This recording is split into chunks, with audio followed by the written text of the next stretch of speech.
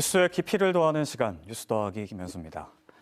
최근 안희정 전 충남지사 팬클럽 SNS에 올라온 사진입니다. 회원들과 안희정 전 지사가 한 펜션에서 1박 2일 모임을 한 건데요. 잘 지내셨나요? 저는 잘 있습니다라고 안희정 전 지사의 자필로 추정되는 글도 함께 게시됐습니다.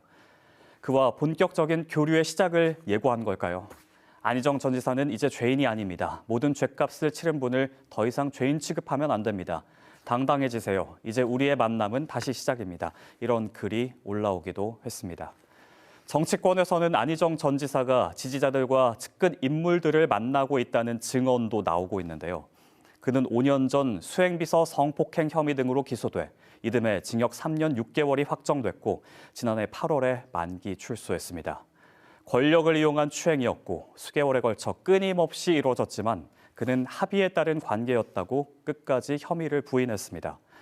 지난 8월에 있었던 피해자 손해배상 소송 재판에서도 손해배상 책임이 없음을 주장했죠. 시기적으로는 총선을 넉 달 앞둔 상황, 여러 이슈로 시끄러운 정치권에서 최근 그의 행보는 어떻게 해석할 수 있을까요?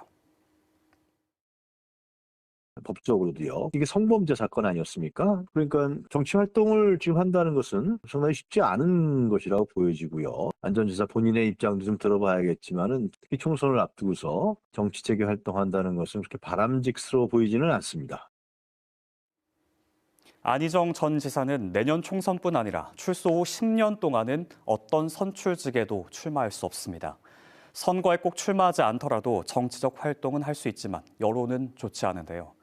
안희정 전 지사 재임 당시 가장 가까이에서 그를 지켜봤던 전 수행 비서들도 하나둘 목소리를 내고 있습니다. 얼마 전에는 그의 몰락을 이야기로 담은 책이 출판되기도 했는데요. 안희정 전 지사의 여성 관계는 봐도 못 본 것이고 외부에 알려지지 않도록 무조건 지켜내야 한다는 수행 비서들 간의 불문율, 그리고 여러 사례를 들어 그의 여성 편력을 고발했습니다. 제가 오늘 안희정 전 지사를 7년 동안 지켜봤던 책의 저자와 직접 통화해봤는데요. 지지하고 믿었던 한 사람의 민낯을 마주하기까지 그동안 힘들었던 심정을 털어놨고요. 그럼에도 이 사실은 모두가 알아야 할 공공재라고 생각했다면서 책을 쓴 이유를 밝혔습니다.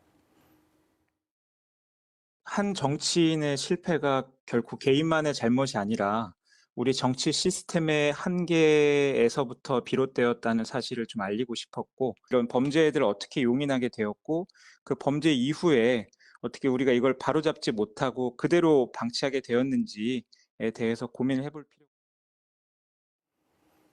여러 전문가와 관계자들의 의견을 종합해보면 안희정 전 지사가 정치에 복귀할 수 있을지 그 가능성은 희박해 보입니다.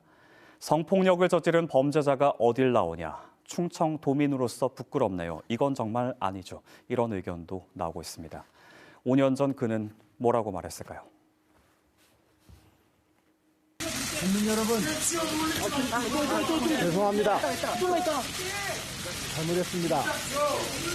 저로 인해 상처를 입으셨을 많은 국민 여러분들께, 또 도민 여러분들께 죄송하다는 말씀 올립니다.